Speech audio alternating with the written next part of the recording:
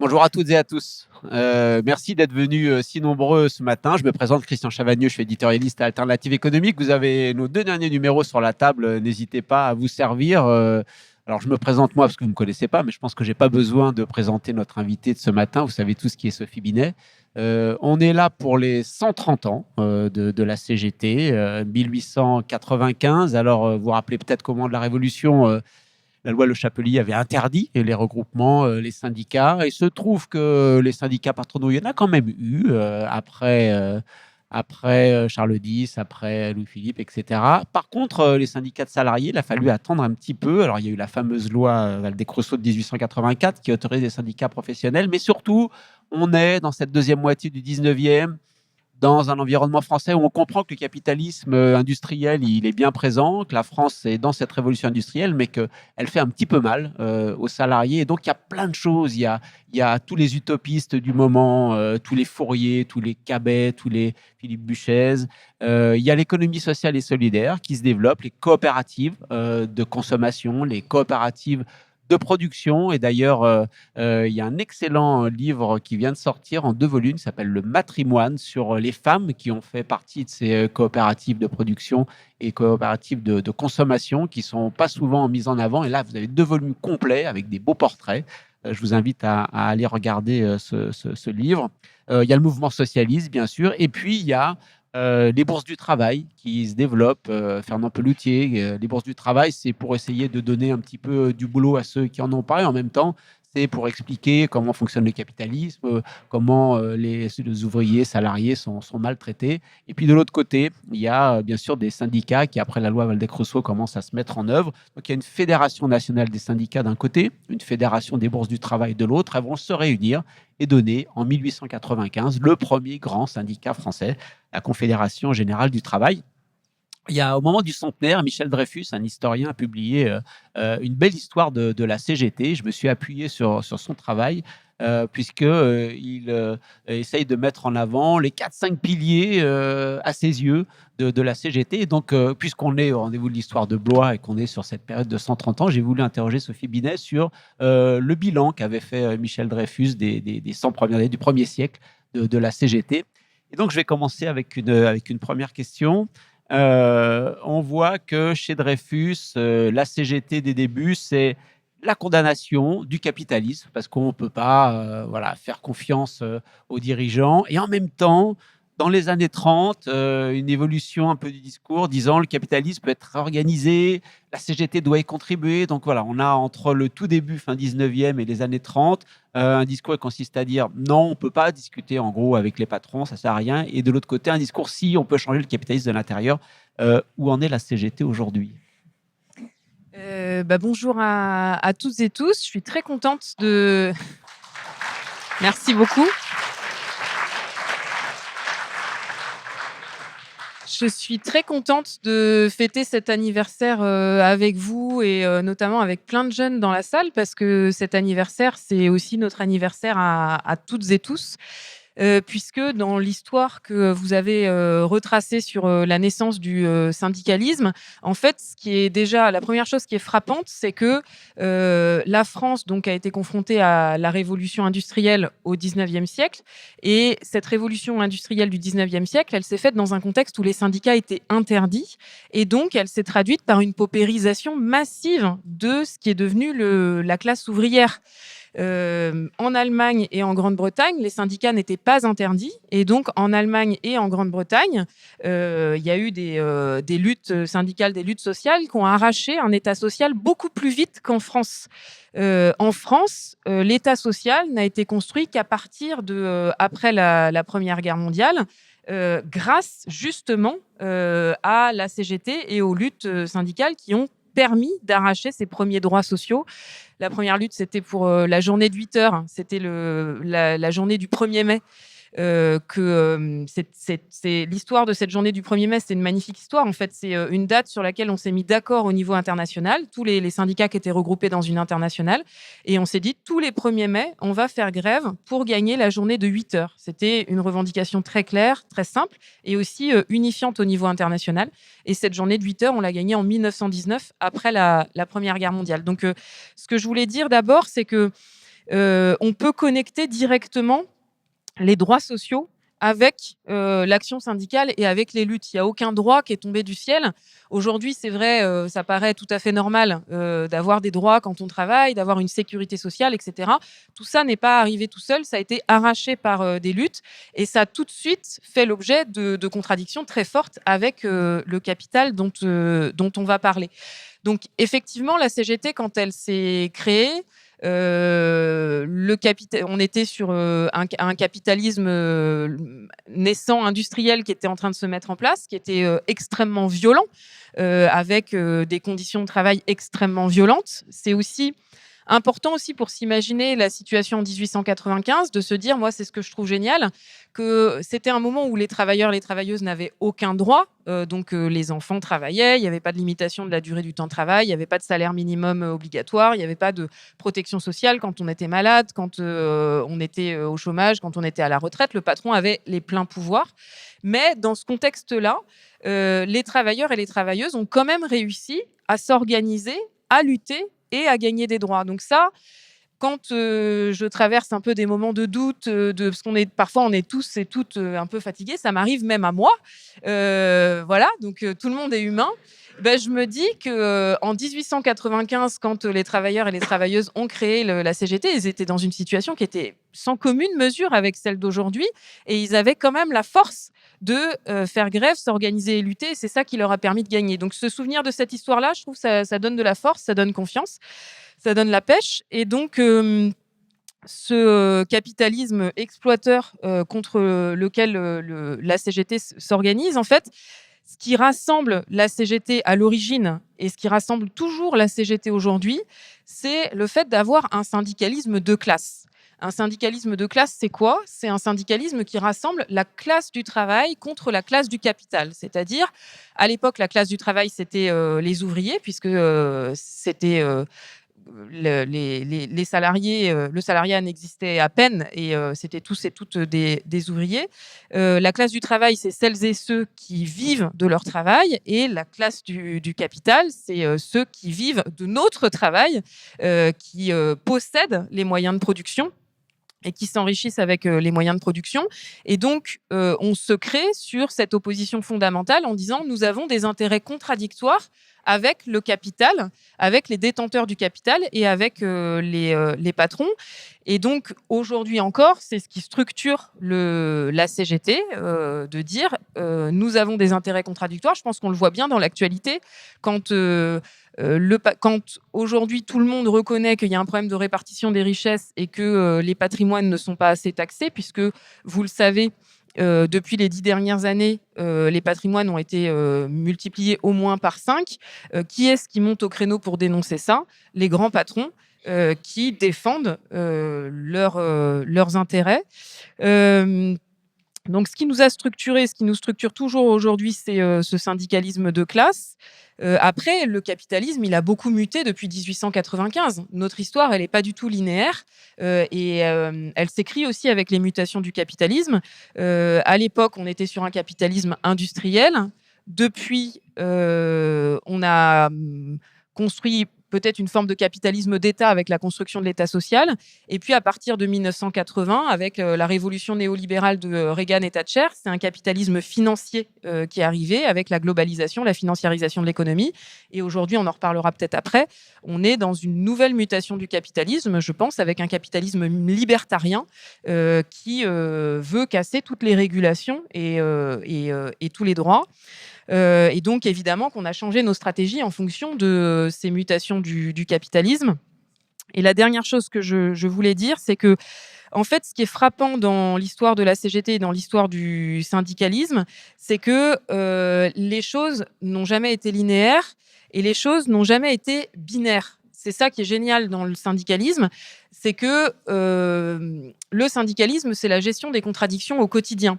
Nous, la CGT, elle s'est organisée donc sur la base d'un syndicalisme de classe, et puis ensuite sur la base de ce qu'on a appelé une double besogne. Ça, c'est la charte d'Amiens, et donc de dire, pour transformer la société, il faut agir sur notre quotidien, et donc à la fois on se bat pour transformer le quotidien des travailleurs et des travailleuses, mais aussi pour transformer la société.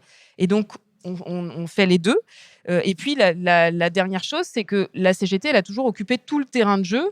La lutte la lutte au quotidien pour défendre les travailleurs, la remise en cause de ce modèle capitaliste exploiteur pour les travailleurs, les travailleuses et la nature, dès l'origine et puis aujourd'hui encore plus.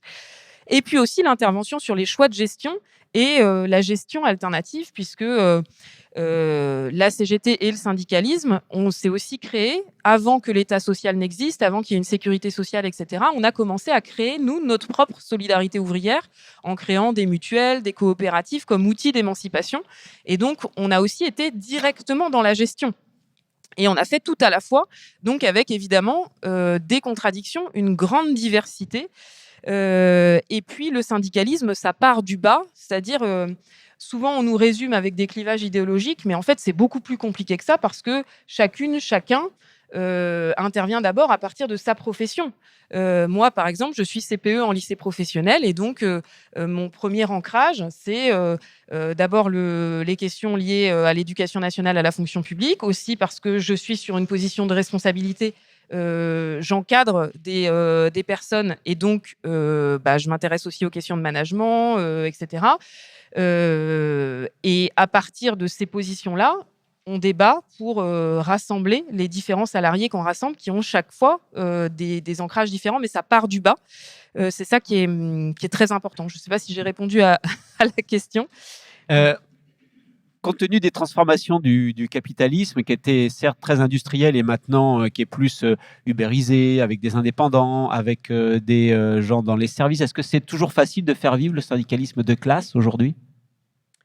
Ah oui, pour moi, aujourd'hui, plus que jamais, on a la confirmation de ce syndicalisme de classe et de masse. Parce que je pense qu'aujourd'hui, notamment pour les jeunes dans la salle, c'est peut-être plus évident qu'avant de voir qu'il y a des rapports de classe dans la société, parce que c'est plus visible aujourd'hui, parce qu'on a une forme d'exacerbation des rapports de classe avec un capitalisme financiarisé qui n'a plus rien à faire de l'intérêt national, qui accapare des richesses de façon extrêmement flagrante.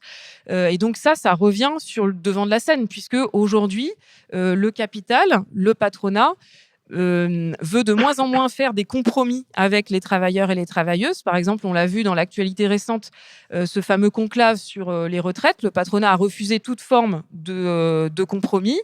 Et donc, de fait, les clivages sont plus frontaux que sur une période précédente. Pourquoi ? Parce que ce qui incite le capital à faire des compromis, c'est quand il y a des alternatives. Par exemple, quand il y avait des pays soviétiques, le capital avait peur de la révolution socialiste et donc, du coup, il était incité à faire des compromis pour éviter que les travailleurs et les travailleuses ne fassent la révolution. Aujourd'hui, il n'y a plus ça. Et surtout, aujourd'hui, on va en reparler, le capital est en train de faire une alliance avec l'extrême droite. Et donc, pour lui, il sait que si jamais, on va le résumer comme ça, si jamais Emmanuel Macron ne pouvait pas tenir dans sa politique au service des plus riches et des puissants, ils ont leur alternative, l'extrême droite, et donc ça ne les incite pas à faire un compromis pour permettre à Emmanuel Macron de tenir face à la contestation sociale. Donc c'est ça qui contribue à l'exacerbation des rapports de classe. Je ne sais pas si c'était très clair ce que j'ai dit. Et puis la question environnementale s'inscrit dans cette exacerbation des rapports de classe. La question environnementale, donc, qui est évidemment qui en 1895 se posait pas. Aujourd'hui, si on veut répondre au défi environnemental, il faut toucher au partage des richesses. Et c'est pour ça que ça bloque. C'est que le patronat refuse de modifier le partage des richesses. Et donc, ça tend, et maintenant, le patronat et le capital à une position ouvertement climato-sceptique, en remettant en cause même l'enjeu du changement climatique. Je vais reprendre les dimensions historiques de la CGT dont je parlais tout à l'heure, mais deux petites incises d'actualité. Donc, si j'ai bien compris, la CGT, la taxe Zuckman, c'est oui. Oui. Et deuxième petite incise, mon confrère de Mediapart, Laurent Mauduit, donc, a sorti un livre enquête au mois de septembre, donc il y a un mois, montrant bien qu'il y a un rapprochement très clair des patrons PME, TPE, mais aussi au niveau du CAC 40, de l'extrême droite. Et donc, c'est une véritable aujourd'hui alternative politique pour le pouvoir en place. Si des fois, on n'arrive pas à trouver un accord, il y a toujours cette possibilité de s'appuyer sur les grands patrons et l'extrême droite pour continuer la même politique. Oui, ça c'est très important dans ce qu'on est en train de vivre aujourd'hui. On est dans un moment de basculement inédit depuis 1945 où l'extrême droite est en train d'arriver au pouvoir dans de plus en plus de pays du monde ou en situation de l'être. Pourquoi est-ce qu'elle est dans cette situation? Il y a une série de facteurs importants. Le premier facteur, c'est le déclassement, parce que le travail ne paye plus, nos services publics ne sont plus à la hauteur, nos industries ne sont plus à la hauteur, donc il y a un sentiment de déclassement très fort. Il y a aussi une désillusion par rapport aux politiques, notamment aux politiques de gauche, avec le sentiment de trahison. Et puis, partout où elle accède au pouvoir, l'extrême droite le fait soutenue par le capital et les plus riches. Donald Trump, il a été élu grâce à son alliance avec l'homme le plus riche de la Terre, Elon Musk. Et donc, en fait, cette accession de l'extrême droite au pouvoir, elle se fait sur fond d'une mutation du capitalisme. On est en train de passer du capitalisme néolibéral qu'on connaissait depuis les années 80, donc celui de Reagan et Thatcher. Ce capitalisme néolibéral, l'objectif, c'était de mettre l'État au service du capital et donc d'avoir, comme on a aujourd'hui par exemple, 211 milliards d'aides publiques consenties sans condition ni contrepartie pour les entreprises, c'est-à-dire l'argent de nos impôts qui, au lieu d'aller financer les services publics, va financer les entreprises. Donc ça, c'est le capitalisme néolibéral dans lequel on est encore aujourd'hui. Et puis, Trump et Musk, ils amorcent un basculement vers un capitalisme libertarien dont l'objectif, c'est de s'attaquer à toutes les normes. Le capitalisme néolibéral, il avait quand même besoin de l'État, mais à son service. Il avait besoin de l'État, par exemple, pendant la crise Covid ou pendant la crise financière en 2008. Les grandes entreprises étaient bien contentes de trouver l'État qui a sauvé l'économie. Puis après, c'est nous qui avons remboursé.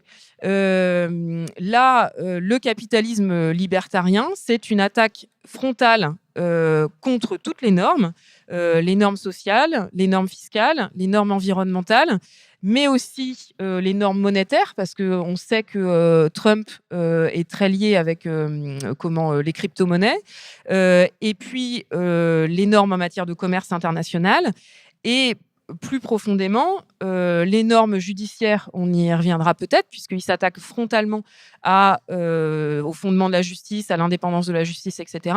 Et encore plus, le point pour moi le plus grave, c'est l'attaque contre les normes intellectuelles, on va dire les normes universitaires, avec ce monde de post-vérité que l'extrême droite veut installer, selon lequel tout se vaudrait.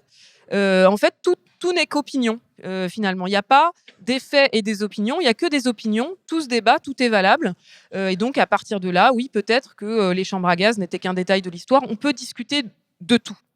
Et donc, cette bataille du capitalisme libertarien contre les normes, en fait, c'est de basculer et de généraliser la loi du plus fort, ou plutôt la loi du plus riche.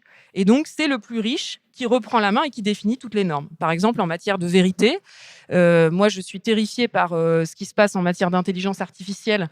Vous avez vu la nouvelle IA anti-woke que veut développer Musk pour réécrire en fait la vérité à sa sauce et transformer la réalité et passer dans un monde de post-vérité. Pareil sur la question climatique, leur objectif, c'est de faire comme si il n'y avait pas de sujet climatique, comme si ces dérèglements n'étaient pas le fait de l'homme ou plutôt du capital, puisqu'aujourd'hui le dérèglement climatique, il est d'abord le fruit de ce système capitaliste. Donc on est dans cette mutation-là, et c'est pour ça, on le voit en France, que en France, donc il y a une partie du capital qui, depuis quelques années, joue pour l'extrême droite. Donc, c'est notamment Vincent Bolloré et Édouard Steyrin qui investissent une partie de leur richesse pour mener la bataille idéologique au service de l'extrême droite. Et puis, maintenant, ça atteint beaucoup plus le centre de gravité avec, on se souvient de Bernard Arnault qui était au premier rang de l'investiture de Donald Trump, et le MEDEF qui, pour la première fois de son histoire, a invité le Rassemblement national à un de ces événements. et qui commence à traiter le Rassemblement national comme un parti comme les autres, en se positionnant uniquement sur la question économique et plus sur la dimension démocratique et morale. Dernière chose, on va dire le point positif de cette situation, c'est que ça permet au moins une clarification. Ça confirme ce que la CGT a toujours dit. Il n'y a pas pire ennemi pour les travailleurs et les travailleuses que l'extrême droite. D'abord parce que l'extrême droite, elle vise à remplacer le clivage de classe par le clivage identitaire. Alors que pour nous, les luttes, on les organise en rassemblant les travailleurs sur la base de leur intérêt commun contre le capital et le grand patronat. L'extrême droite, et on le voit très bien dans l'actualité, elle vise à mettre les choses sur le terrain du clivage identitaire et à diviser les travailleurs et les travailleuses entre celles et ceux qui sont blancs ou pas, celles et ceux qui ont telle ou telle religion, telle ou telle origine. Et dans ce contexte-là, le patronat est bien tranquille. Donc ça, c'est vieux comme l'extrême droite, ça c'est toujours fait. Donc c'est pour ça que la CGT a toujours été fondamentalement opposée à l'extrême droite. Voilà, et donc on le voit dans l'actualité, puisque alors que là, depuis 2 mois, on a réussi à ce que le sujet central de la rentrée, ça soit le partage des richesses, avec notamment la taxe Zuckman qui montre que concrètement, de l'argent, il y en a et qu'on peut aller le chercher. Que fait l'extrême droite ? Elle fait une grande pétition contre l'immigration et elle veut remettre le débat sur les questions identitaires. Et puis, la deuxième chose, pour revenir à ce que je disais tout à l'heure, c'est que pourquoi est-ce que le patronat est complètement radicalisé actuellement et refuse tout compromis avec les organisations syndicales, parce que il n'a pas peur de la dissolution de l'Assemblée nationale et qu'il pense que si l'Assemblée nationale est dissoute, ça permettra d'avoir une autre majorité droite-extrême droite qui ne remettra pas en cause la politique économique favorable aux entreprises qui a été celle d'Emmanuel Macron. Merci pour ce portrait optimiste. Non, le portrait optimiste, c'est qu'il y a une clarification et que du coup, ça permet, on voit normalement pour celles et ceux qui veulent bien voir, que l'extrême droite, elle ne joue pas pour les travailleurs et les travailleuses, elle joue contre eux. Et ça va être de plus en plus clair parce que comme il y a ces liaisons dangereuses, dans le même temps, l'extrême droite, elle est en train de modifier son programme économique et elle est en train d'avoir un programme économique beaucoup plus en faveur du capital que auparavant, où quand même, pour réussir à s'installer et à gagner le vote des travailleurs, elle a quand même prétendu être opposée à la réforme des retraites, être favorable à la retraite à 60 ans, etc. Aujourd'hui, elle est toujours obligée de le dire, mais de plus en plus timidement. Mais en fait, ce qui est frappant, c'est qu'elle ne finance pas l'abrogation de la réforme des retraites et la retraite à 60 ans. Elle ne fait aucune proposition pour le financer. Parce que pour financer la retraite à 60 ans et l'abrogation des 64 ans, il faut prendre de l'argent au capital. Et comme l'extrême droite ne veut pas affronter les grands patrons et le capital, elle ne fait pas de proposition là-dessus et elle prétend qu'on pourrait financer l'abrogation de la réforme des retraites ou la retraite à 60 ans en allant prendre de l'argent aux étrangers et aux immigrés, ce qui est complètement faux économiquement, puisqu'aujourd'hui, l'immigration, c'est une source de richesse pour la France et pas une source de dépenses. Donc il y a en plus un mensonge économique. Je reprends mon fil historique. Les débuts de la CGT, le syndicat est vraiment pas très favorable à négocier avec l'État parce qu'on se dit, oh, l'État, attention. Et là, de ce que j'entends aussi, il y a cet État, il est plutôt néolibéral, il est plutôt au service des intérêts des entreprises. Donc, il y a cette méfiance vis-à-vis de la négociation de l'État. Elle perdure aujourd'hui à la CGT ? Non, mais encore une fois, c'est beaucoup plus compliqué que ça. C'est le rapport à l'État de la CGT, il a évolué en même temps que l'État a évolué. L'État en 1895, c'était quoi ? C'était presque rien. C'était un État régalien uniquement répressif. Et en gros, quand on était ouvrier ou ouvrière, l'État, on le voyait venir avec la troupe qui tirait sur et qui n'hésitait pas. Il y avait des morts, faut le rappeler. Les conflits sociaux, c'était des conflits qui étaient extrêmement durs, extrêmement violents, qui se finissaient par des morts ou par des blessés ou par de la prison.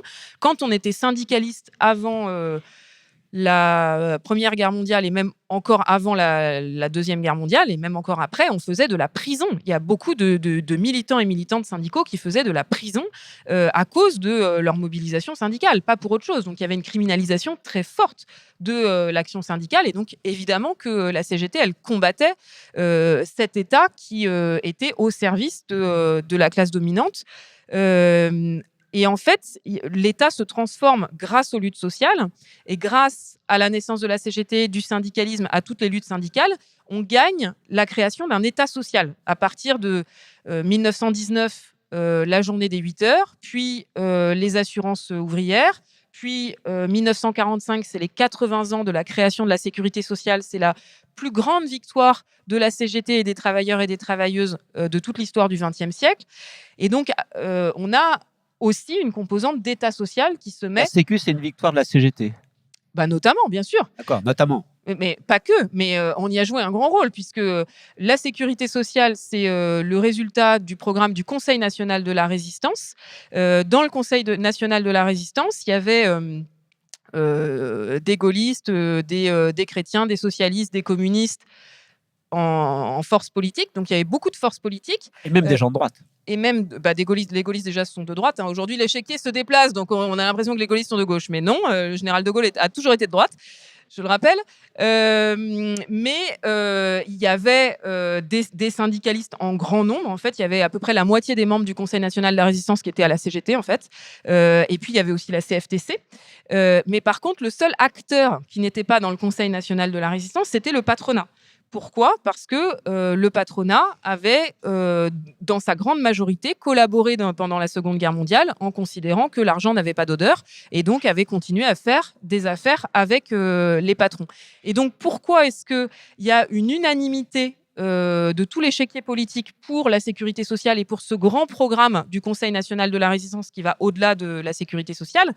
Parce que ça s'est fait sur la base de la dynamique du travail et sur la base du rapport de force des travailleurs et des travailleuses, sachant que le capital était sorti de l'équation. Et ensuite, la sécurité sociale, elle se met en place grâce à un grand ministre qui a longtemps été invisibilisé de l'histoire sociale, Ambroise Croizat, le seul ministre du travail ouvrier, qui a été le premier ministre du Travail et de la Sécurité sociale, qui a mis en place la sécurité sociale. Et la sécurité sociale, aujourd'hui, je pense que les jeunes dans cette salle, leur seule image de la sécurité sociale, c'est peut-être la carte vitale, donc une institution un peu bureaucratique qui rembourse les frais de santé. Donc on se dit c'est bien d'avoir un remboursement des frais de santé, oui. Et ça apparaît comme une institution très extérieure. Mais à l'origine, la sécurité sociale, quand on l'a créée, c'était une sécurité sociale financée par notre travail, par nos salaires. C'est tout ce que les patrons appellent des charges. En fait, c'est le salaire socialisé qui permet de financer la protection sociale. Et c'était, comme c'était notre salaire, c'était aux travailleurs et aux travailleuses d'administrer la sécurité sociale, de la mettre en place. Et c'est donc la CGT qui a mis en place la sécurité sociale en 1945 et en 1946. Les caisses de sécurité sociale dans les territoires, elles se sont ouvertes dans les unions locales de la CGT. Et c'est des militants et militantes de la CGT qui organisaient les remboursements, qui ont mis en place tout ça. Et c'était décidé par les travailleurs et les travailleuses. À l'origine, il y avait 75% de travailleurs et de travailleuses, puis on avait laissé une petite place au patronat, parce qu'on est grands seigneurs. On leur avait laissé 25% des places dans les caisses. Et puis, malheureusement, ça a été quand même beaucoup rogné. Et aujourd'hui, les travailleurs et les travailleuses ont quasiment plus voix au chapitre sur les orientations de la sécurité sociale. C'est un énorme problème et ça fait partie des choses sur lesquelles il faut qu'on puisse reprendre le pouvoir. Donc, la question, c'était sur le rapport à l'État. Donc, un État répressif, puis un État social. Puis, à partir de 1980, la bataille néolibérale pour affaiblir l'État social et pour mettre l'État au service du néolibéralisme. Et là, on passe sur ce capitalisme libertarien qui s'attaque frontalement à l'État puisqu'il veut casser les régulations. Et donc ça change forcément le rapport de la CGT et les stratégies de la CGT par rapport à l'État, sachant que nous, pour reprendre le pouvoir sur l'économie et sur le capital, le rôle de l'État, il est fondamental avec la question des nationalisations, d'avoir un État qui a un rôle sur l'économie et qui ne laisse pas les clés du camion aux multinationales. Autre aspect, les relations de la CGT avec les partis politiques. Pas très chaude au moment de sa création pour être proche des partis. Est-ce qu'aujourd'hui, un syndicat important comme la CGT peut faire sans relation avec les partis politiques ? Évidemment qu'on a des relations avec les partis politiques. Mais à l'époque, on en avait déjà. Tout ça est quand même très caricatural, encore une fois. Je rappelle que... Alors, ce qui est d'abord important, c'est que l'histoire de la politique française, à partir de la révolution industrielle, la gauche et la droite se structurent et se définissent par rapport à leur rapport au capital ou leur rapport au travail. La gauche, c'est le parti du travail, le parti au service des travailleurs et des travailleuses.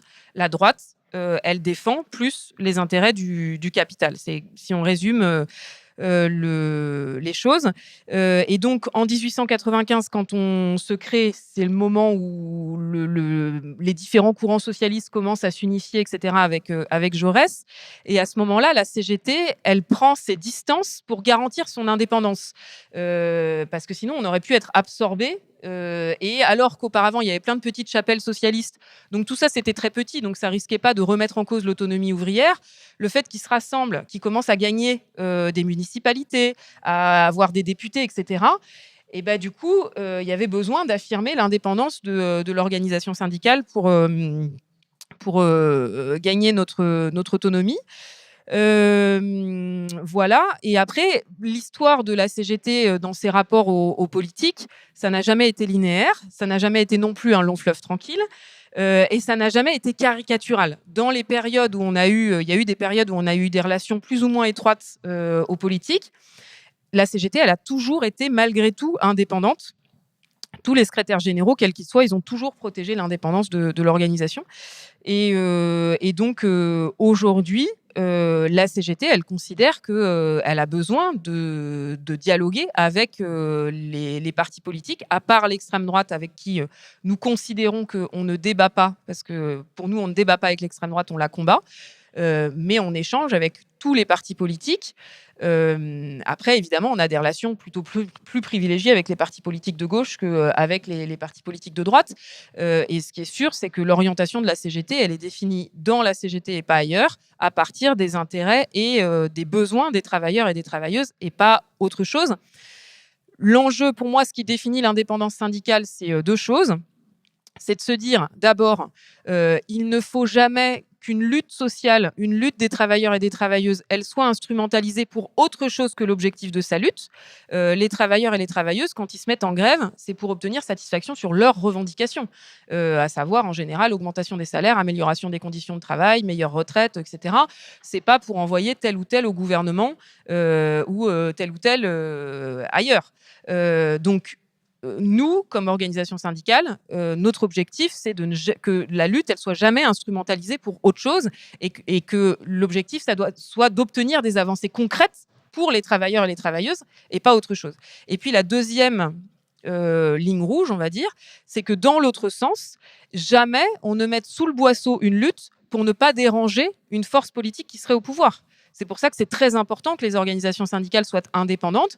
Le jour où la gauche arrive au pouvoir, il faut surtout pas que, et c'est jamais ce que la CGT va faire, qu'on dise ah bah tiens, on va pas organiser une mobilisation, c'est parce que ça pourrait déranger un parti politique dont on serait peut-être plus proche que la droite parce qu'il serait au pouvoir.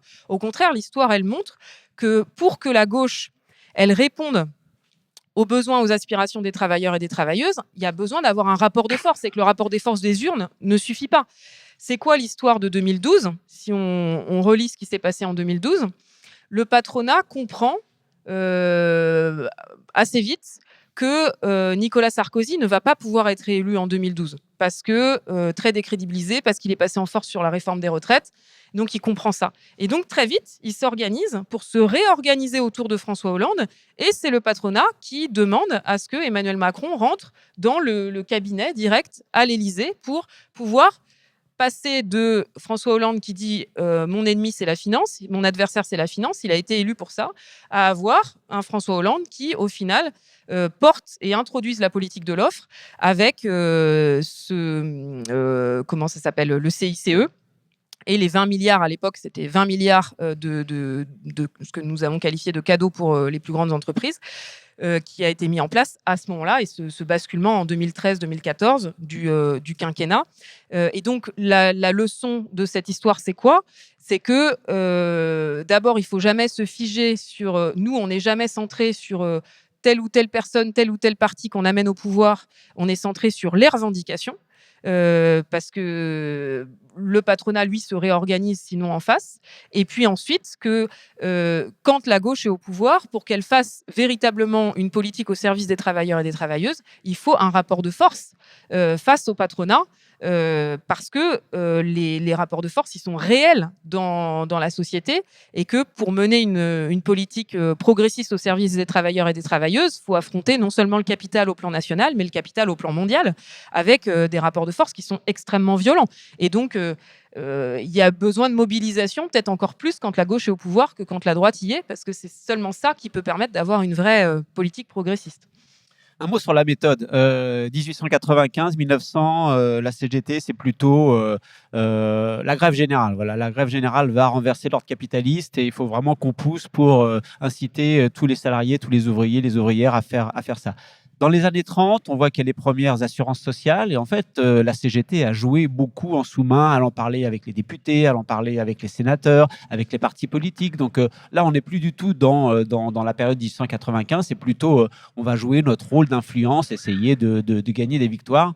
Donc du coup, c'est quoi la bonne méthode? On est plutôt très frontalement opposé, il n'y a que ça qui va permettre de gagner, ou bien on essaye de jouer ces jeux d'influence. Alors je précise juste, quand j'ai dit qu'on allait faire cet entretien, on m'a dit Sophie Binet, c'est madame, toutes les victoires sont bonnes à prendre. Donc est-ce que c'est ça? Par exemple, pour faire un petit incise d'actualité, la retraite, la réforme des retraites, 64 ans, la CGT en veut pas. Si des fois demain il y avait une ouverture pour 63, on prend ou on dit non, il faut vraiment la remise en cause totale? Alors, il y a beaucoup de questions dans une question. D'abord, la CGT n'a jamais refusé toute négociation. En 1895, en fait, des négociations, il n'y en avait pas. Donc, dire, il n'y avait pas de sujet.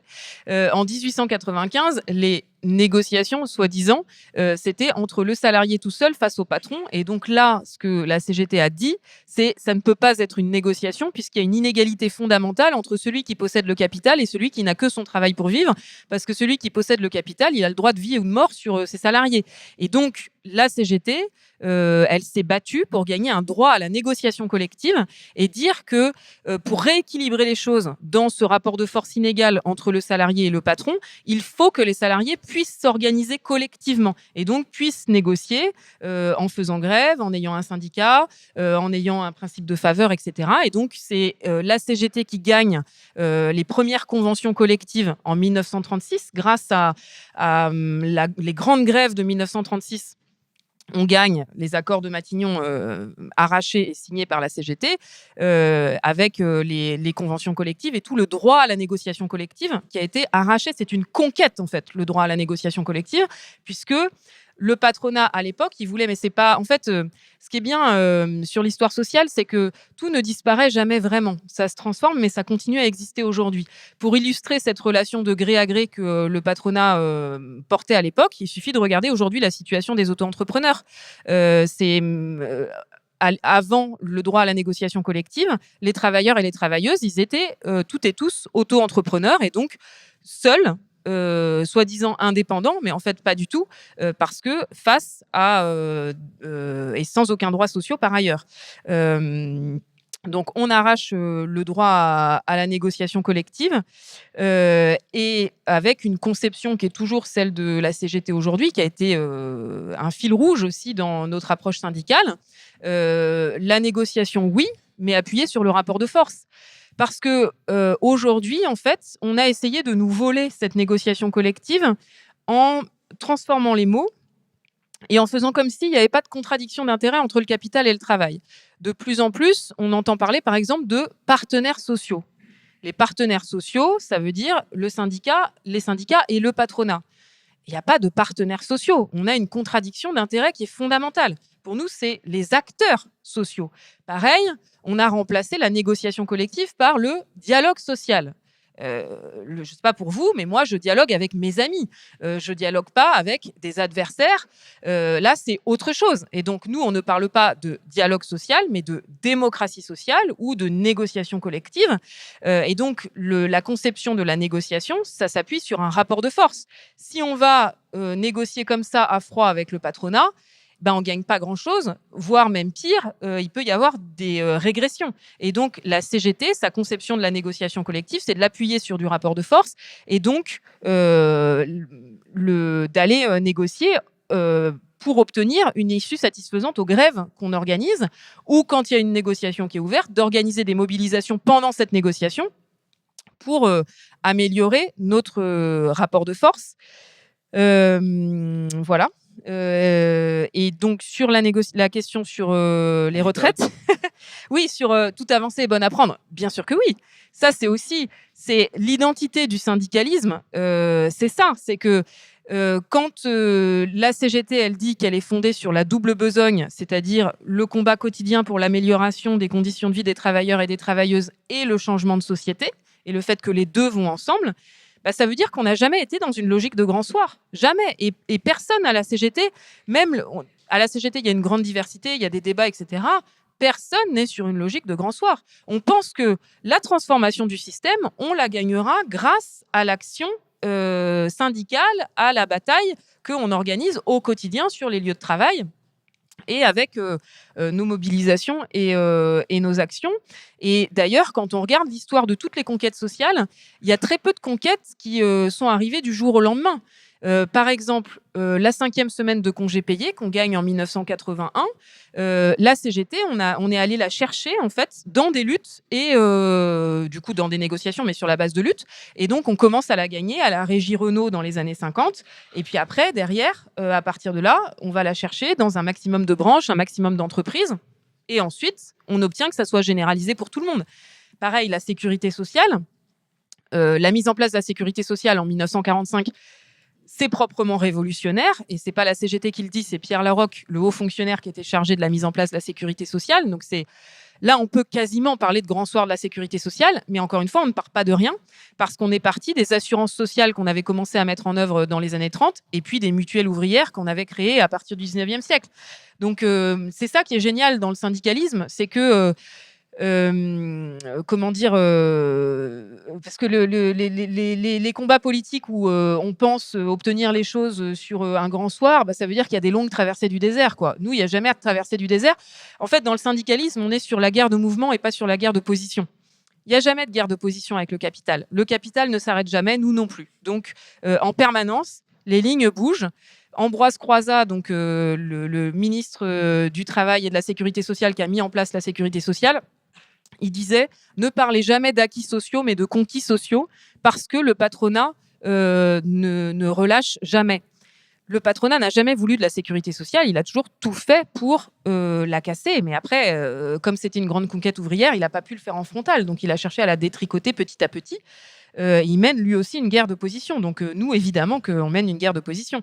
Et donc, sur la question sur 64-63 ans, et sur le blocage de la réforme des retraites, en fait, d'abord, ce qu'il faut se dire, c'est que Emmanuel Macron, depuis 2 ans et demi, il veut passer à autre chose. En fait, dès le mois de janvier 2023, quand on a commencé la mobilisation, c'était circuler, il n'y a rien à voir. De toute manière, je vais l'imposer en force, ça ne sert à rien de se mobiliser.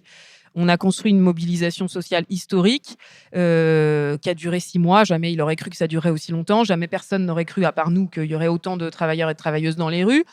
Donc ça, il l'a raté. Il a pu imposer sa réforme en force grâce au 49.3 et à cette constitution de la Ve République qui est extrêmement problématique. Mais nous, on l'a dit dès le début. Ça se payerait cher. Et on a fait en sorte que ça soit payé très, très, très cher.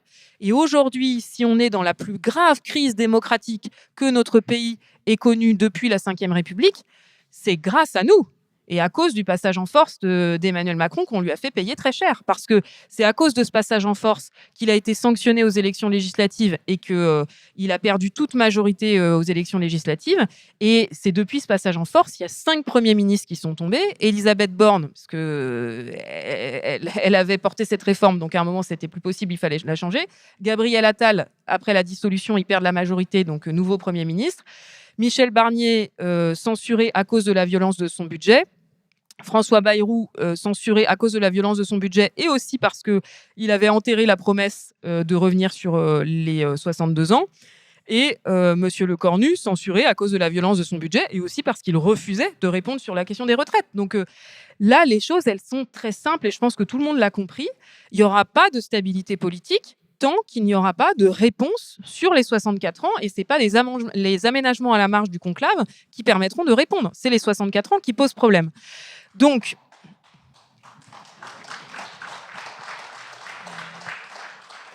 Donc du coup, là aujourd'hui, quelle est l'actualité? On a vécu une semaine complètement incroyable. Je pense que là, s'il y a des historiens dans la salle, bon bah l'histoire s'écrit au présent avec plein de choses qui resteront dans les livres d'histoire. Donc c'est bien pour. Enfin bref, on vit une époque épique, comme disaient certains, mais on a quand même entendu Elisabeth Borne, la première ministre qui a mis en place cette réforme en force avec le 49.3, dire qu'il fallait suspendre la réforme. Donc vous imaginez bien que ça, elle ne le fait pas de gaieté de cœur. Voilà, c'est juste la voie de la sagesse, parce qu'elle voit bien qu'il n'y aura pas de stabilité sans abrogation de la réforme. Et donc, le terme suspension, je pense, est assez mal approprié parce que, de fait, ça ne peut pas se suspendre, en fait, une réforme. Ça se bloque ou ça s'abroge. Donc là, le sujet du moment, c'est le blocage de la réforme des retraites. Comment il peut se faire, le blocage? Par la loi. Il faut une nouvelle loi. Et ça serait un blocage pas à 63 ans, mais à 62 ans et 9 mois, puisque aujourd'hui, on est à 62 ans et 9 mois. Et donc, ça, c'est ce que j'espère nous allons pouvoir gagner dans les prochains jours. Et pour nous, c'est une étape vers l'abrogation parce que déjà, tout le monde voit bien que 62 ans et 9 mois, ça ferait un peu bizarre d'en rester là. Et donc, il faut abroger pour revenir à 62 ans. Et au-delà, l'objectif de la CGT, c'est les 60 ans. Et c'est d'ailleurs toujours la majorité des salariés est favorable à un départ à la retraite à 60 ans parce que la majorité des salariés savent que après 60 ans, c'est de plus en plus difficile dans un certain nombre de boulots de les effectuer, qu'à partir de 55 ans, on commence à être licencié quand on est senior, qu'il y a des conditions de travail qui ne permettent pas de bosser après 55 ans. Donc, pour nous, le progrès et le pragmatisme commandent de revenir à 60 ans et on fait des propositions pour le financer. J'ai une dernière question, si on veut laisser un petit peu de temps à la salle. J'animais une table ronde hier après-midi sur la sécurité économique de la France. Et le constat, c'était sur le plan des nouvelles technologies, de tout ce qui est innovation, on est en train de devenir une colonie numérique. Et sur le plan industriel, la Chine produit à peu près tout ce qu'on est capable de produire avec 30 à 40% moins cher.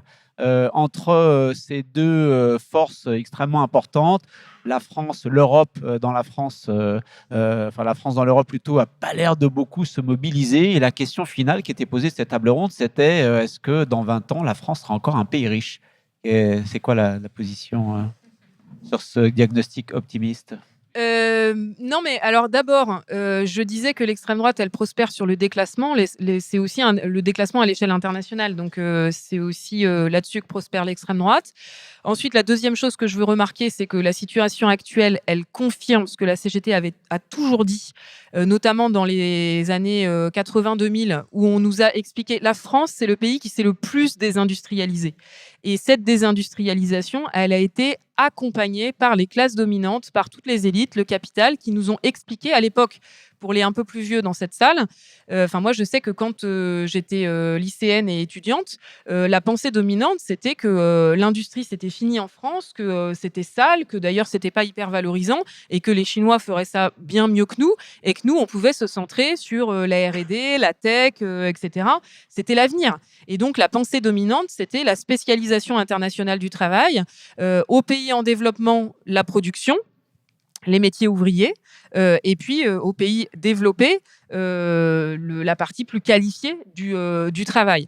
Donc, d'abord, cette conception, elle reposait quand même sur une conception extrêmement colonialiste, voire même quasiment raciste, parce que de sous-entendre que les pays en développement n'étaient pas capables d'avoir une R&D et de travailler aussi sur les technologies, c'était quand même un peu les prendre pour des abrutis. Donc aujourd'hui, les Chinois, les Indiens, sur plein de technologies, c'est eux qui maîtrisent. Aujourd'hui, la Chine sort plus de brevets que les États-Unis. Donc, on en est là aujourd'hui et c'était l'évidence à l'époque. Et aujourd'hui, ce qui se passe, c'est que maintenant, c'est toute la R&D qui est en train d'être délocalisée en Chine et en Inde notamment, mais aussi au Brésil. Et donc, le point intéressant avec le moment Trump, encore une fois, ce qui est intéressant dans le syndicalisme, c'est que nous, le sport qu'on pratique, c'est le judo. Le judo, moi je suis nulle en judo en vérité, mais en théorie, j'aime bien. La théorie du judo, c'est qu'on utilise la force de l'adversaire pour le faire tomber. Et donc, on joue sur les contradictions du capital, du capitalisme, du patronat, etc., pour nous gagner des avancées, parce qu'on est quand même la position la plus faible. Nous, c'est l'histoire du syndicalisme, c'est l'histoire de David contre Goliath. Et donc là, ce qui est intéressant dans le moment actuel, c'est que c'est quand même Donald Trump qui, en remettant en cause les règles de l'OMC, l'OMC, donc c'est l'Organisation mondiale du commerce, qui a organisé le libre-échange à l'échelle mondiale. Ce libre-échange à l'échelle mondiale, ça nous a fait quand même beaucoup de mal pour les travailleurs et les travailleuses français et européens, parce que ça s'est traduit par la fermeture de beaucoup d'usines. On a été mis en concurrence avec les travailleurs et les travailleuses du monde, avec le coût du travail, en disant toujours qu'on coûtait trop cher. Bah oui, évidemment que les salaires sont plus élevés en France qu'en Chine.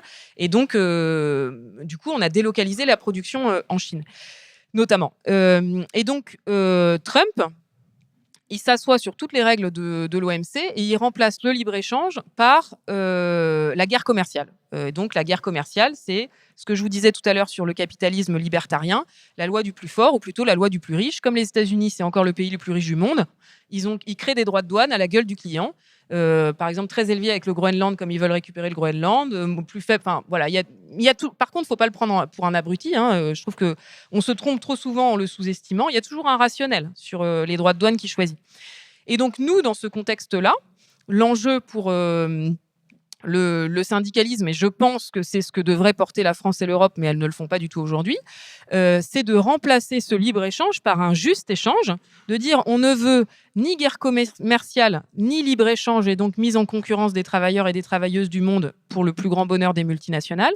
On veut un juste échange avec des droits de douane qui soient modulés en fonction des normes sociales, des normes environnementales et des normes fiscales, parce que évidemment, aujourd'hui, on ne joue pas dans la même cour que les Chinois, leurs normes sociales, elles ont beaucoup monté, mais que le Vietnam ou le Bangladesh. Et il faut les aider à hausser leurs droits sociaux au lieu de tirer, nous, nos droits vers le bas. Donc, c'est ça ce qu'il faut mettre à l'ordre du jour pour préserver le modèle productif français et européen. Mais pour l'instant, en fait, pourquoi est-ce que ça ne se fait pas ? Parce que nos dirigeants n'ont pas le courage d'affronter les multinationales. Et parce que les multinationales n'ont pas intérêt à ça. On est dans un moment où l'intérêt général est considérablement fragilisé et où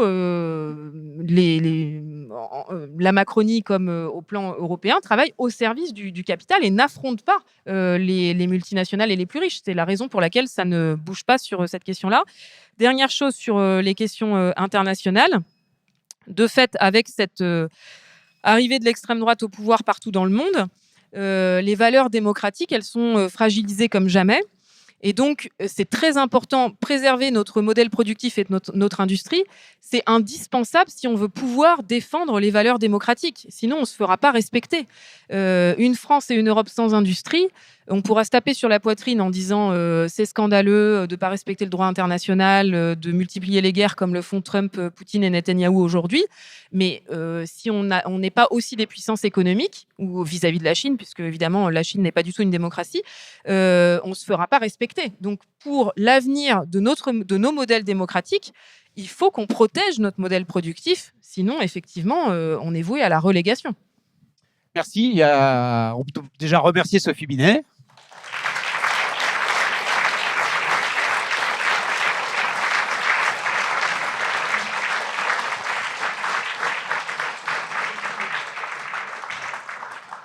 Et il nous reste un petit peu de temps pour prendre 2-3 questions. Il y a un micro qui arrive. Essayez de faire vraiment des questions courtes. J'ai une requête. Est-ce qu'il peut y avoir une question de lycéen ou de lycéenne ? Parce qu'il y en a plein. Donc voilà, je sais que souvent c'est les plus habitués qui vont. Mais donc est-ce qu'on peut réserver au moins une question ? Oui, pour confirmer ce qui a été dit tout à l'heure, en 81, quand Mitterrand est arrivé au pouvoir, moi j'étais syndicaliste dans les centres de tri de la Poste, on a pris la parole pour mettre en avant nos revendications.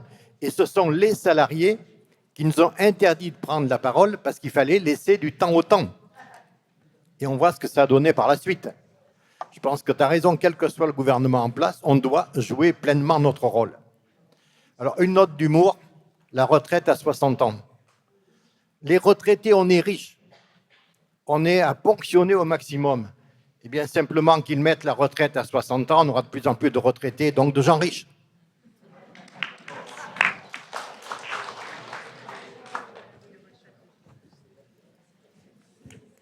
Une question d'un vieux lycéen. Concernant le paysage syndical, Comment obtenir de nouvelles conquêtes syndicales avec à peine 10% de syndiqués en France? Et sur le paysage syndical également, l'impact que vous trouvez des nouvelles lois de représentativité depuis un certain nombre d'années qui créent plus de la concurrence entre organisations syndicales que de collaboration. Et on voit que la collaboration qui a pu être menée dans le cadre de l'action contre la réforme des retraites a mené à une grosse mobilisation et a mené, si je ne me trompe pas, à une augmentation de la syndicalisation. Merci. Il y a une question de lycéens devant aussi. Et puis, il n'y a pas que les hommes qui ont le droit de poser des questions, hein.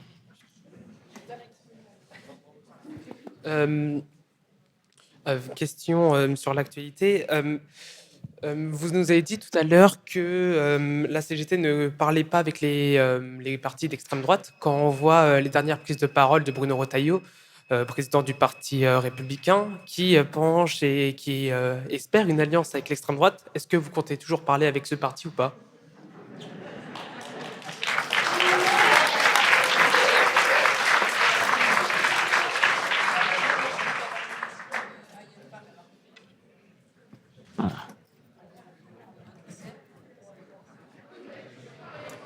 Bonjour. Par rapport à l'extrême droite, alors nul n'est parfait, moi je suis à la CFDT, mais j'entends exactement le même discours que vous avez fait tout à l'heure. Et ça n'empêche pas que dans nos rangs, aussi bien à la CGT qu'à la CFDT et dans les autres OS, on a plein de monde qui continue de croire ce que racontent ces personnes-là et de voter RN. Qu'est-ce qu'on fait mal ? Est-ce que vous avez une idée ? Pourquoi on s'y prend si mal et pourquoi nos revendications et nos traits politiques passent si mal à travers nos troupes. Merci. Merci, il nous reste 5 minutes. Sophie Binet. Ok, très rapidement. Alors, je savais bien qu'il fallait pas donner la parole aux jeunes. C'est la pire question. Ça, c'est c'est un changement politique là qui date des 72 dernières heures où il y a une recomposition politique en profondeur du paysage politique avec là, de fait, malheureusement, une nouvelle alliance qui potentiellement est en train de se mettre en place entre les LR et l'extrême droite. C'est très grave parce que l'extrême droite, elle arrive toujours au pouvoir sur la base d'une alliance avec la droite. Et donc, c'est un des plafonds de verre qu'elle peut crever, qui peut lui permettre d'arriver au pouvoir. C'était l'objectif de Bolloré et Stérin, c'est eux le pont pour créer cette alliance. Et donc, là, j'ai envie de te dire Joker, puisque là, c'est trop récent, on n'a pas encore eu le temps d'analyser et de tirer les leçons et les conséquences d'un point de vue syndical. Et donc, je te répondrai, tu verras la réponse dans la presse dans quelques semaines, parce que je pense que les journalistes penseront aussi quand même à nous poser cette question-là. Bref. Deuxième point, sur la question de l'état du syndicalisme aujourd'hui. Dans nos 130 ans d'histoire, en fait, ce qu'on voit bien, c'est que les grandes périodes de conquête sociale sont les périodes où on a le plus de syndiqués. Et ça confirme le fait que ça ne tombe pas du ciel. 1936, on arrache les congés payés, les conventions collectives, etc. parce que la CGT a, je ne sais plus combien à l'époque, 3 millions, 5 millions de syndiqués. Pareil, 1945, la sécurité sociale, on était autour de 4 millions de syndiqués, avec la sécurité sociale, la planification, la mise en place des comités d'entreprise. Donc, aujourd'hui, si on n'a pas gagné dans la mobilisation contre la réforme des retraites, c'est parce qu'on n'a pas pu étendre les grèves, parce qu'on n'est pas assez de syndiqués. En fait, notre nombre de syndiqués, il est trop faible. À la fois, il faut quand même dire clairement les choses, qu'on est une des dernières, avec la CFDT, organisation de masse du pays.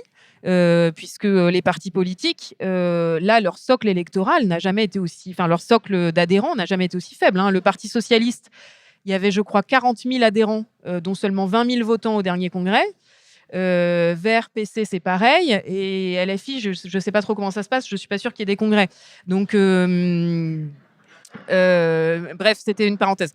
Mais ce que je veux dire, c'est qu'en termes de nombre, CGT et CFDT ont chacune autour de 600 000 syndiqués. Tout le syndicalisme, on a 2 millions de syndiqués. C'est à la fois beaucoup trop peu, mais à la fois beaucoup. Mais donc, le message que je passe aussi à toutes les jeunes générations, c'est pour qu'on puisse reprendre les choses en main et inverser le rapport de force, il faut que les travailleurs et les travailleuses s'organisent. Il faut se syndiquer. Et se syndiquer, en fait, c'est ça qui est génial, c'est que c'est pas du délégataire, c'est pas soutenir telle ou telle personne, telle ou telle sigle, telle ou telle idée. Se syndiquer, c'est l'origine de la CGT. En 1895, dans notre congrès, on dit on s'organise sur la base économique pour créer la solidarité entre les travailleurs et les travailleuses. Donc premier mot-clé, la solidarité. Et deuxième mot-clé, pour gagner notre émancipation intégrale. Se syndiquer, c'est s'émanciper. Ça veut dire s'organiser avec ses collègues pour reprendre les choses en main au travail, dans sa vie, relever la tête. Par exemple, pour les femmes, le fait de se syndiquer, de faire grève, de s'organiser, ça a été vecteur d'émancipation énorme. Le congrès de 1895 de la CGT, en fait, il était présidé. Il y avait 3 ou 4 femmes dans la salle sur 40. Les femmes il n'y avait que 40 délégués, c'était tout petit. Les femmes n'avaient pas le droit de vote. Les femmes n'avaient pas le droit de travailler sans l'autorisation de leur mari. Les femmes avaient un salaire plus faible. C'était la loi qui disait que les femmes étaient payées moins cher. Enfin, on était très très loin de la situation actuelle. Mais il y avait une femme qui présidait la première séance du congrès fondateur de la CGT. Elle s'appelait Marie Saderne. Pourquoi ? Parce qu'elle était à la tête de la plus grande grève du moment, la grève des corsetières, dans le secteur du textile. Et c'est toutes ces grandes grèves ouvrières de la fin du 19e, le début du 20e, c'était dans le secteur du textile chez les femmes. Et ça a permis l'émancipation des femmes, parce que ça leur a permis de s'affirmer en dehors de la maison et de dire « je suis une travailleuse, j'ai des droits, parce qu'aussi je rapporte des richesses » et de sortir de l'enfermement dans le travail domestique. Les femmes ont toujours travaillé, mais ça n'était pas reconnu. Bref, donc il faut augmenter notre nombre de syndiqués. Sur la division syndicale, ça fait aussi partie des fils rouges de la CGT. Pour nous, l'unité syndicale, c'est dans nos statuts. C'est pas un choix ou un débat, c'est statutaire. Pourquoi ? Parce que comme on est sur la base d'un syndicalisme de classe, pour unir la classe du travail, évidemment qu'il faut unir toutes les organisations syndicales. On a un slogan à la CGT souvent, c'est on dit « quand les syndicalistes ne se serrent plus la main, le patron se frotte les siennes ». Je pense que c'est très clair. Les stratégies patronales et gouvernementales reposent toujours sur la division syndicale. Donc, on a toujours pour objectif de rassembler le syndicalisme. Et c'est vrai que notre histoire syndicale, de ce côté-là, elle est un petit peu triste parce que la matrice, c'est la CGT. On est le premier syndicat créé en 1895. Et après, c'est un arbre. C'est des histoires de division. Et ce qu'il faudrait maintenant, c'est pouvoir resserrer un peu les branches de l'arbre et avoir plutôt des histoires de rassemblement. Parce que ce qu'on voit, c'est que les divisions qui étaient argumentées comme va y avoir plus de diversité, les salariés vont pouvoir choisir, c'est pas vrai. Aujourd'hui, il y a 8 organisations syndicales. Je pense que notamment pour les plus jeunes de la salle, mais même pour les plus anciens, c'est assez compliqué de dire très précisément les différences entre chaque organisation syndicale, entre les 8. Et ça peut même compliquer le fait de se syndiquer, de dire précisément quelle organisation syndicale je choisis. Il y a des grandes traditions qui sont différentes, mais de là à en avoir 8, c'est vrai que ça fait beaucoup. Et sur la question sur l'extrême droite, qu'est-ce qu'on fait pas bien ? Qu'est-ce qu'on dit aux militants CGT qui votent RN ? Alors, des militants CGT qui votent RN, il n'y en a pas beaucoup. Des syndiqués, par contre, il y en a plus. Nous, le principe à la CGT, c'est l'extrême droite, c'est la gangrène. Donc, je le dis de façon un peu... C'est pas possible d'avoir des responsabilités syndicales tout en affichant des opinions d'extrême droite et en ayant des responsabilités d'extrême droite. Donc, quand il y en a, les choses sont réglées très vite et c'est la même chose à la CFDT. Et donc, par exemple, au moment des élections législatives, il y a eu très très peu de cas de militants qu'on a dû exclure. Moi, j'ai eu une dizaine de cas de remontées et on a eu assez peu de cas de cartes qui ont volé. Peut-être en tout 100 ou 200 syndiqués qu'on a dû perdre sur 600 000, ça va. Et par contre, on en a gagné beaucoup d'autres. On a eu une vague d'adhésion à ce moment-là. Donc, c'est pas trop ça le problème. Le problème, c'est les salariés. Le problème, c'est les salariés qui... Déjà, le premier parti chez les salariés, notamment les ouvriers, c'est pas le RN, c'est l'abstention. Et y compris en juillet 2024, alors qu'on a eu un niveau record aux législatives, il y a eu encore... le premier parti chez les ouvriers, c'était toujours l'abstention, malgré le fait qu'il y ait eu une participation très forte. Donc la première bataille, c'est contre l'abstention. Et ensuite, contre l'extrême droite. il faudrait qu'on puisse en parler 2 heures. Je pense qu'il faut aussi se dire que tout ne dépend pas de nous, il y a un certain nombre de travailleurs et de travailleuses qui votent pour l'extrême droite parce que ils ont eu le sentiment à tort et parfois à raison que la gauche et la droite c'était pareil et que la seule alternative c'était l'extrême droite, avec une gauche qui a aussi trahi ses promesses sur un certain nombre de choses, qui a abandonné les ouvriers, qui a abandonné l'industrie, qui a laissé le pays se désindustrialiser. Enfin, il y a aussi toute cette histoire-là. Donc, qu'est-ce qu'il faut faire plus lier la bataille sociale à la bataille sociétale? Ça, je pense que c'est l'enjeu central. C'est que, et pour la gauche et pour le syndicalisme, on ne peut pas... par exemple, aux États-Unis, Hillary Clinton, en face de Donald Trump, c'était la championne de la lutte sociétale contre le racisme, pour l'égalité femmes-hommes, etc. Mais par contre, elle ne parlait pas du tout des combats de classe, elle ne parlait pas du tout aux ouvriers, elle ne parlait pas du tout de l'industrie. Et donc, il y a un certain nombre d'ouvriers qui ont voté Trump en pensant, c'est quand même le comble, que c'est Trump qui allait améliorer leur situation. Donc, il y a besoin d'avoir une gauche qui, à la fois, est très claire sur la question du racisme et de l'égalité femmes-hommes, mais qui est aussi très claire sur la question de la défense des travailleurs et des travailleuses et qui ne renie pas son identité de classe. Et de l'autre côté, nous, syndicalistes, il faut qu'au quotidien, sur les lieux de travail, on mène cette bataille contre le racisme, pour l'égalité femmes-hommes, pour montrer que... on ne peut pas être d'accord avec nos orientations tout en étant raciste. Et donc, on a lancé une campagne intersyndicale, toutes les organisations syndicales, donc c'est la CGT, la CFDT qui ont poussé pour faire une campagne intersyndicale contre le racisme et les discriminations. Qu'est-ce qu'il faut faire plus? Il faut aussi... L'extrême droite, elle prospère aussi sur une forme de fatalisme de classe, c'est-à-dire le sentiment que la lutte collective, elle ne sert plus et que face au patron, on ne peut plus gagner. C'est pour ça qu'on a été tellement en colère face au passage en force d'Emmanuel Macron. On l'a dit dès le début. Il allait le payer cash et on lui a fait payer bien cash là, sur la crise démocratique, d'accord. Mais en attendant, on le savait dès le début que ça allait faire monter l'extrême droite comme jamais. Parce que le sentiment de on a tout essayé, c'est on a tout essayé, la gauche, la droite, tous les gouvernements, mais on a tout essayé aussi la lutte syndicale. Enfin, nous, on est aussi pris dedans quand on met les choses avec un très fort niveau de rapport de force et que ça ne marche pas. Et donc, c'est pour ça que là, notre bataille centrale, c'est de gagner des avancées concrètes pour les travailleurs et les travailleuses. Mais encore une fois, tout ne dépend pas de nous. On a en face de nous un capital radicalisé, un patronat radicalisé et un Emmanuel Macron et consorts qui sont prêts à faire des alliances avec l'extrême droite pour ne pas changer de politique économique, qui sont prêts au chaos institutionnel pour ne pas changer de politique économique. C'est quand même ça le problème. Et après, comment... mais je crois que j'ai déjà dépassé mon temps. On n'a pas du tout parlé d'internationalisme. À l'origine de la CGT et du syndicalisme, il y a l'internationalisme.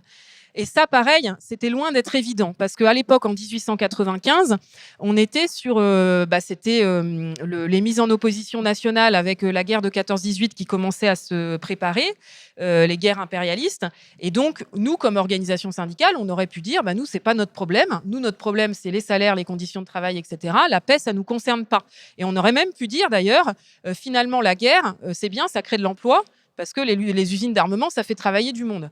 On n'a pas dit ça et on s'est structuré au niveau international pour aussi refuser les mises en opposition entre travailleurs en fonction de leur pays et se rassembler, quels que soient les pays, pour se battre pour la paix.